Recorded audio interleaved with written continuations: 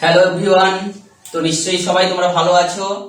তো আজকে আমরা নবম শ্রেণীর সেই চতুর্থ অধ্যায় যেটা পড়াচ্ছিলাম তার একটা গুরুত্বপূর্ণ টপিক নিয়ে আজকে আলোচনায় আসছি, যেটা হচ্ছে রাদারফোর্ডের পরমাণু মডেল।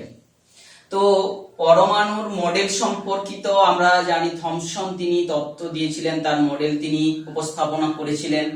সেই তত্ত্বটিকে যথার্থ প্রমাণ করার জন্য রাদারফোর্ড কি করেছিলেন, তিনি তার যে অবজারভেশনের মধ্যে তার যে ছাত্রদেরকে তিনি দায়িত্ব দিয়েছিলেন একটা পরীক্ষা অ্যারেঞ্জ করার জন্য, অর্থাৎ রাদারফোর্ডের তত্ত্বাবধানে একটা পরীক্ষা হচ্ছিল এবং সেই পরীক্ষাটা প্রকৃতপক্ষে করছিলেন কিন্তু হচ্ছিল 1909 সালে এবং পরীক্ষাটা করছিলেন তার দুই ছাত্র হান্স গাইগার এবং আর্নেস্ট মার্সডেন। তো এই পরীক্ষাটায় আমরা আগেই আলোচনা করেছি যে এখানে আলফা কণাকে বিক্ষেপণ পরীক্ষাটা করা হয়েছিল। আলফা কণাকে একটা সোনার পাতের উপর দিয়ে পাঠানো হয়েছিল, তীব্র গতি সম্পন্ন আলফা কণা, যার উৎস ছিল বিসমাথ 214।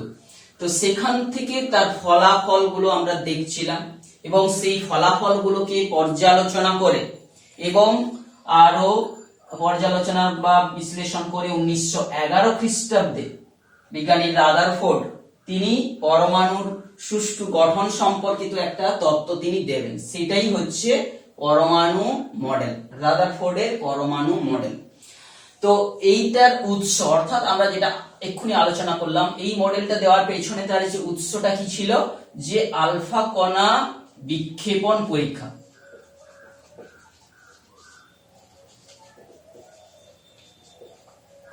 অর্থাৎ আলফা কণা বিক্ষেপণ পরীক্ষার যে ফলাফলটা, এটা একটা আনএক্সপেক্টেড রেজাল্ট দেখা গেছিল। অর্থাৎ যেন ধরতে পারো একটা পাতলা কাগজের দিকে বন্দুক তাক করে ছোড়া হচ্ছে এবং সেই বন্দুকের গুলি কাগজ থেকে ধাক্কা খেয়ে ফিরে আসছে, অর্থাৎ এতটাই একটা আনএক্সপেক্টেড ঘটনা।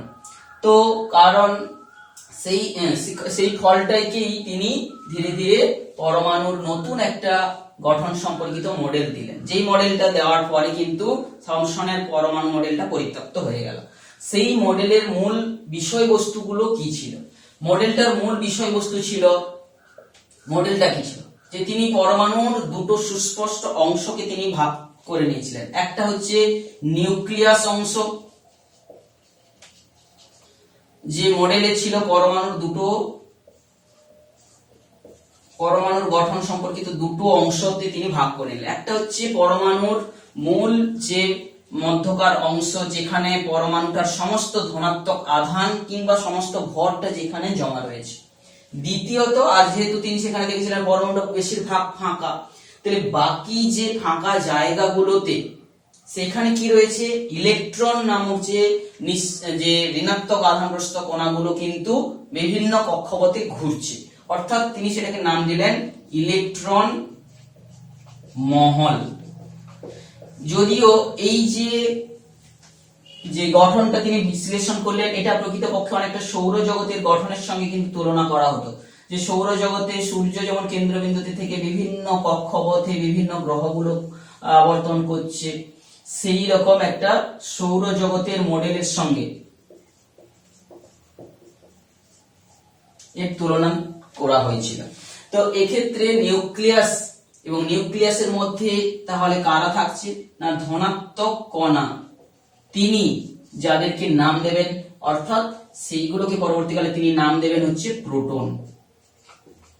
তাহলে নিউক্লিয়াসের মধ্যে কোন কণাগুলো রয়েছে, কারণ আলফা কণা ছিল, আমরা জানি যে আলফা কণা কি জিনিস না, 2 একক পজিটিভ আধান আর দুটো নিস্তড়িত কণার সমন্বয়ে গঠিত, অর্থাৎ দুটো প্রোটন আর দুটো নিউট্রন নিয়ে গঠিত একটা কণা, অর্থাৎ এটা একটা হিলিয়ামের বেয়ার নিউক্লিয়াস। বোঝা গেছে, হিলিয়ামের একটা নিউক্লিয়াস যার ভর সংখ্যা 2, 4, এইটা, তাহলে এটা একটা হিলিয়ামের নিউক্লিয়াস। তাহলে এই একটা ধনাত্মক আধানগ্রস্ত কণা পরমাণু নিউক্লিয়াস থেকে ধাক্কা খেয়ে পরমাণুর মাঝখান থেকে ধাক্কা খেয়ে ফিরে আসছে, তো সেখানে রয়েছে আলফা কণা, মানে প্রোটন কণা রয়েছে নিউক্লিয়াস। তো এখানে নিউক্লিয়াসের স্থায়িত্ব নিয়ে প্রশ্ন উঠে যাবে, তো আমরা এর মডেলটার যে সীমাবদ্ধতাতে আসছি। তো আর তাহলে পরমাণুর বেশিরভাগ অংশে, অর্থাৎ রাদারফোর্ডের মডেলটা আমরা যদি আঁকি, যে সেখানে আমরা সৌরজগতের মডেলের সঙ্গে তুলনা করব, আলফা কণাগুলো যেখানে ধাক্কা খেয়েছিল প্রোটনগুলো সেখানে রয়েছে। আর বাইরে যে বিশাল ফাঁকা জায়গাগুলো রয়েছে বিভিন্ন কক্ষপথে কারা আবর্তন করছে, আমরা ঋণাত্মক কণাগুলো আবর্তন করছে, আমরা তার একটা চিত্র আমরা তুলে ধরেছি, স্কেল অনুযায়ী আঁকা হয়নি। তো এই রকম তিনি একটা পরমাণুর মডেল দিলেন যেখানে বলা হলো কি নিউক্লিয়াস অংশ এবং বাইরে রয়েছে ইলেকট্রন মহল অঞ্চল। এই ইলেকট্রন মহল অঞ্চল বলতে কি, যে বিভিন্ন কক্ষপথ কথা তিনি বললেন, বিভিন্ন ব্যাসার্ধের কক্ষপথ, বিভিন্ন ব্যাসার্ধের কক্ষপথে ইলেকট্রনগুলো আবর্তন করছে, ইলেকট্রনগুলো আবর্তন করছে। এখানে কক্ষপথগুলোর ব্যাসার্ধও কিন্তু তিনি সুস্পষ্ট করে বলেননি, যে বিভিন্ন কক্ষপথে তারা আবর্তন করছে। কেন আবর্তন করছে বলা হলো, যে পরমাণু যে মাঝখানে প্রোটন একটা ইলেকট্রন গুলোকে কি করবে, স্থির তড়িৎ আকর্ষণ বল দ্বারা আকর্ষণ করবে। সেই আকর্ষণ থেকে বাঁচার জন্য, অর্থাৎ আকর্ষণকে প্রতিহত করার জন্য ইলেকট্রনগুলো স্থির থাকলে হবে না, তারা তীব্র বেগে ঘুরছে। যে ঘূর্ণনের দরুন আমরা জানি একটা অপকেন্দ্র বল সৃষ্টি হয়। যদি আর ব্যাসার্ধে বৃত্তাকার পথে কোনো একটা বস্তুকণা ঘুরতে থাকে, একটা অপকেন্দ্র বল সৃষ্টি হয়। সেই অপকেন্দ্র বল সম্পর্কে তোমাদের ধারণা আছে, তোমরা ভূগোলেও পড়েছো, কিংবা হাতে যদি কোনো সুতোয় ঢিল বেঁধে ঘোরাতে শুরু করো, দেখবে হাতে একটা টান অনুভব করবে এবং ছিঁড়ে গেলে সুতোটা কখনো বাইরের দিকে চলে যাবে।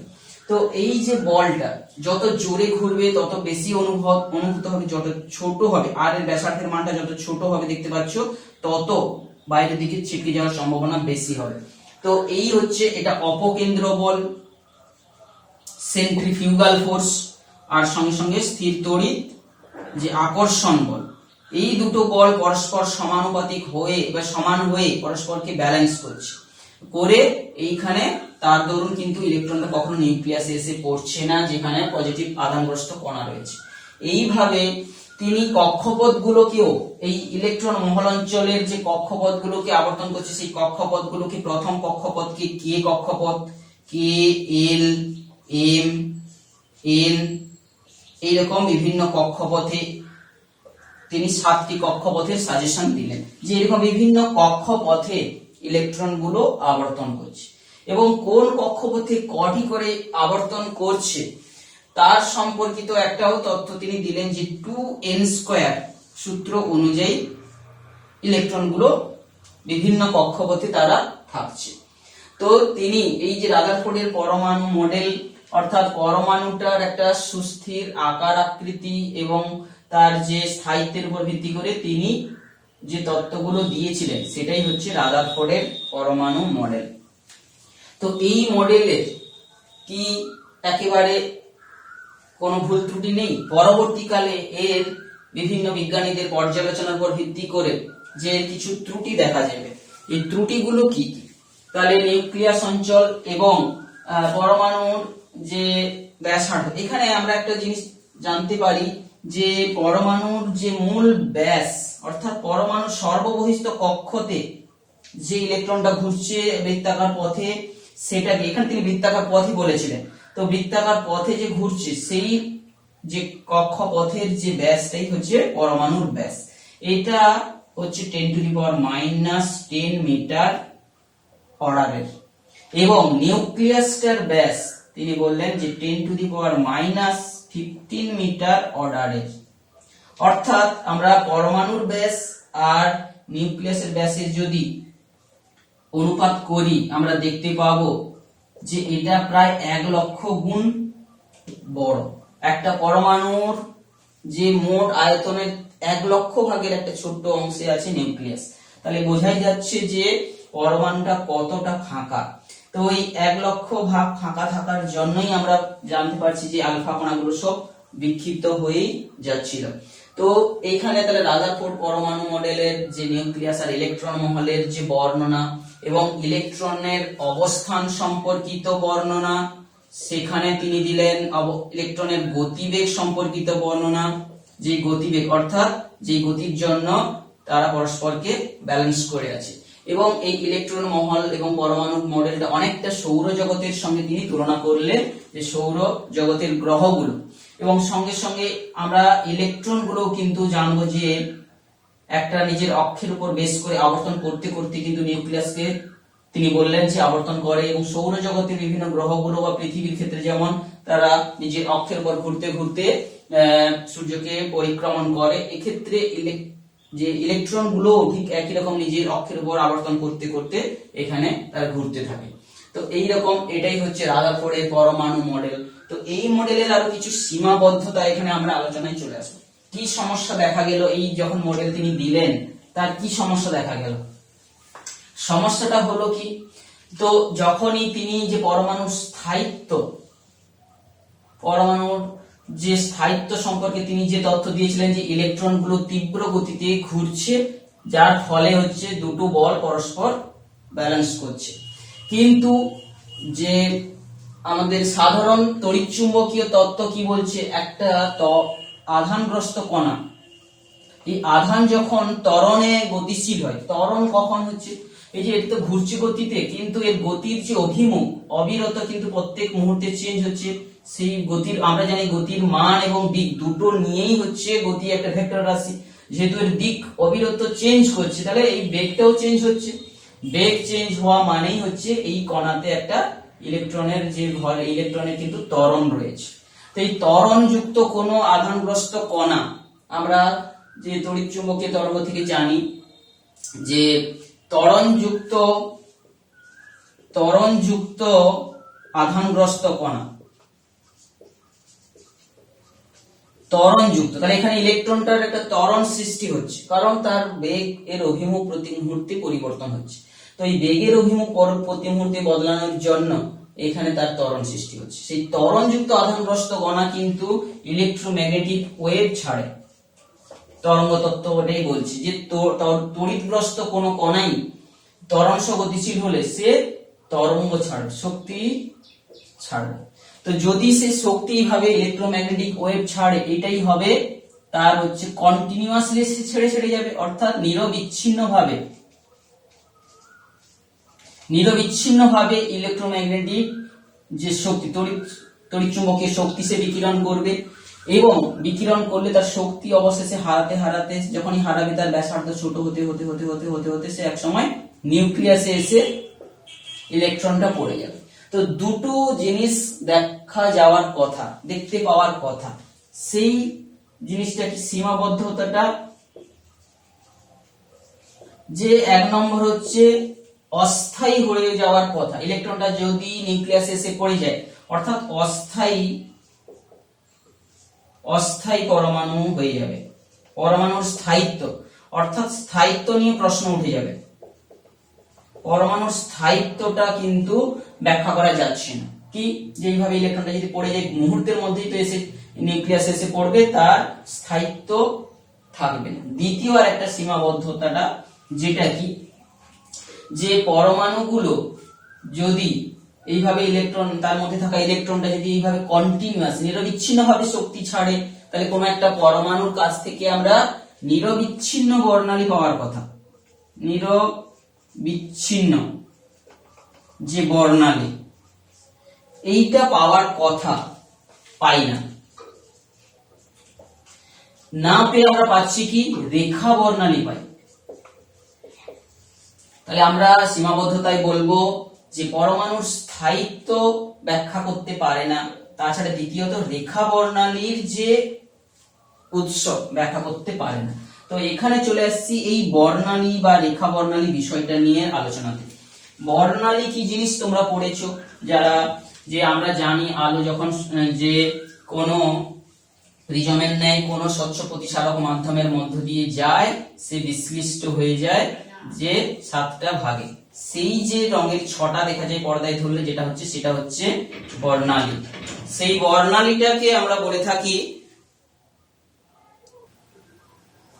তো যেটা আলোচনা করছিলাম যে রেখা বর্ণালীর কারণ কিন্তু ব্যাখ্যা করতে পারে না। তো বর্ণালী জিনিসটা কি, যে একটা সাদা রঙের আলো যদি প্রিজমের মধ্য দিয়ে যায়, সেখানে যে 7টা রঙে বিশ্লিষ্ট হয়ে যায়, এটাকে বর্ণালী বলা হচ্ছে।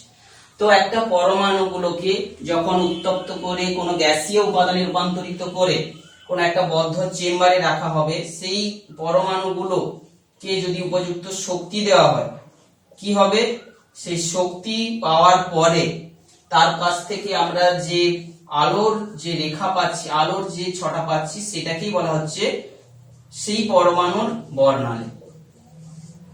এবং এই যে বর্ণালীটাকে যদি আমি বিশ্লেষণ করে দেখি, এখানে সমস্ত রং কিন্তু থাকে না, যে কতগুলো বিশেষ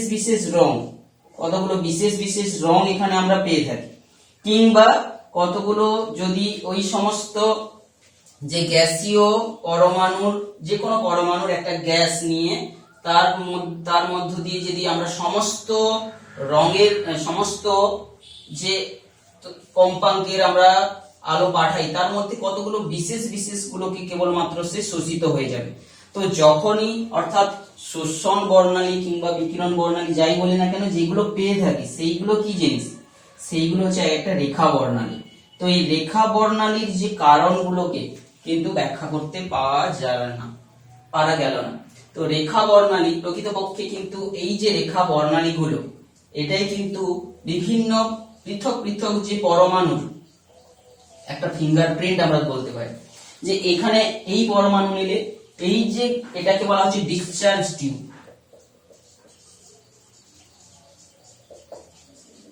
অর্থাৎ এখানে যখন আমরা ধরো হাইড্রোজেন পরমাণু রাখবো, রেখে যদি এখান থেকে যে বর্ণালী পাবো, হয় রেখা বর্ণালী কিংবা হচ্ছে যে শোষণ বর্ণালী, যাই পাই না কেন, সেইগুলো একটা বিশেষ প্রকারের পাবো। হাইড্রোজেন রেখে যদি করি, এখানে আমরা যে বর্ণালীটা পেয়েছিলাম, সেখানে দেখবো Balmer series, Lyman series, Paschen series, Brackett series, এই সমস্ত বিভিন্ন সিরিজ গুলো পাবো। আবার ধরো মার্কারি পারদ নিয়ে করলে, সেখানে আমরা যে আলো পাবো সেগুলো আলাদা আলাদা, অর্থাৎ পৃথক পরমাণু পৃথক রেখা বর্ণালী প্রদর্শন করছে। তাহলে যেন রেখা বর্ণালী গুলো বিভিন্ন পদার্থের পরমাণুর কি হচ্ছে, যে একটা যেন ফিঙ্গারপ্রিন্ট। তো এই সমস্ত রেখা বর্ণালীর যে উৎস বা তার হওয়া দেখানোর কারণ কিন্তু ব্যাখ্যা করতে পারলো না। তো এইভাবে রাদারফোর্ডের পরমাণু মডেলটাই কিন্তু, যে যদিও অনেক কিছু জিনিসের ব্যাখ্যা দিতে পারলো, এই যে দুটো বিষয়ে কিন্তু অক্ষম হলো। তো এই যে সীমাবদ্ধতাটা নিয়ে আজকের এই ক্লাসটা আলোচনা শেষ করলাম। তোমরা এর পরের ক্লাসে এর যে মূল বিষয়গুলো তোমরা জানবে, সেটা